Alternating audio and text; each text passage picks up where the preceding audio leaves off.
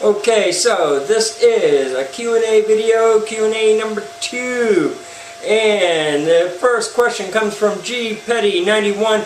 G Petty 91 refers back to my first video that I did, my first Q&A, and he is asking how much mathematics have I been exposed to, and do I have favorite topics or classes in mathematics or science. Okay, I did trigonometry, I did algebra 3, that's the highest I got into both of them. I slept all the way through algebra 3 and geometry both. Trigonometry was a little more challenging, but I still enjoyed it. And I do find that all the math, somewhere along the way, I have somehow come to need knowledge of some parts of every bit of it. So definitely was interesting, and it was great that I could sleep through it and get straight A's and understand it. Math, when it comes down to science, I would say my favorite topic of science would have been astronomy or earth science. Both of them, I am very much into nature. I am very much into space and space travel and everything about space. I love it. My second question comes from Jacob Jimmy 2000 Dustin. His question was, what are some of my favorite music artists? Well, I know he is in the collab that I just did, so he already got an idea of some of the music artists I like if he had watched the video. But I will cover a few others that some of my all-time favorites would be George Strait, which is country, Stevie Nicks. I am in love with Stevie Nicks. I think she's awesome. She is so great. Her music is so great. The way she let it come out and flow was so awesome. Tom Petty, another one. Tom Petty, I love. Just something about, I mean, Stevie Nicks and Tom Petty together are just awesome, and I have seen them in concert. I have seen over 400 concerts, so I estimate that I've seen probably close to 1,000 bands by now. A couple others would be Fleetwood Mac, of course, because that is Stevie Nicks. And Peter Gabriel, awesome, awesome. I could keep on going because I have so many favorite artists. There is no limit to my favorite artists, it seems. I have literally hundreds.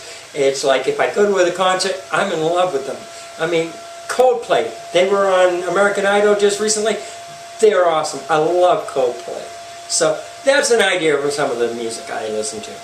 Okay, so the next question is from Carson 5940, and I keep looking down because right below the camera is the questions. So his next question was, and I gotta read this one carefully, let me make sure I get it. As one older involuntary bachelor to another, do you still think there's somebody out there for you? Yes, I do. I truly do. I do believe that somewhere along the way I'm going to meet somebody. I do have to get the hell out of this house to do that, but yes, I do feel there is somebody out there. Who knows, maybe I will meet them through YouTube, maybe I will meet them through Facebook, maybe I will meet them just out on the street. I don't know how, and they will come.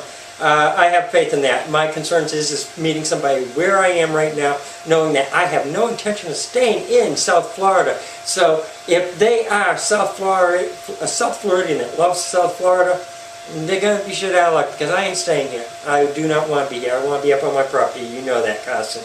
So that is kind of a something that it does have a play in how I end up meeting somebody, and it has drawn me back from actually pursuing right now. Carson also asked, have you ever been hopelessly head over fucking heels in love? If so, how long did it last, and how did you survive the ending? Yes, I've actually been in love. I actually been in love 3 times. First time was, I won't say head over heels, but it was true love. It was my first love. My second love lasted 7 years, and it was a hard thing to handle. It was a hard breakup at a point, and it actually broke up halfway in between, and then it was just hit and miss, and I knew it was over, and believe it or not, we are friends.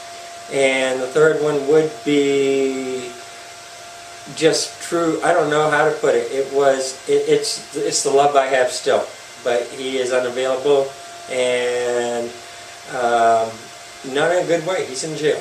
So that's life. Will I be with him? Probably not. No. It's going to be 10 years before he gets out, and that's another story. And then the last question was from also G. Petty, directed toward Jake. And the question was, does Jake like treats? I believe is how it was worded, because I don't have the questions in front of me right now. So, does he like treats? Well, let's go with it this way. Let's look down at Jake and see what his expression is. Jake, you want a treat? You want a treat? Huh? You want a treat? Yeah? You want a treat? Oh, there you go. Yeah, that's what you want.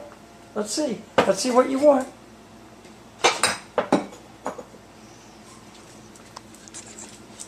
Oh yeah. Just so you know, here is Jake's treats. They do sit in jars right here on the side of the counter next to the stove.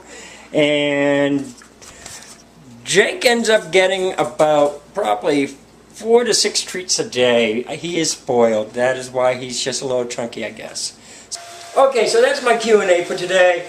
I would like to do another one in a couple more weeks. If you leave your questions down below, I will be glad to answer them the next time I do one. So, questions, questions, questions. Go for it. Also, on a side note, it has been 3 years since I opened my YouTube account. I was informed that today by one of my subscribers. Thank you, Glenn. And ironically, the videos I posted that day are no longer on the site because they just weren't good videos. And they weren't of me. They were just of bands, and they just weren't, nothing about it was good. So they ended up all getting removed. And now, the only videos that are on there are the ones I started as of January of this year. Okay, so I will see you later. You all have a good day, and see you next time. Bye!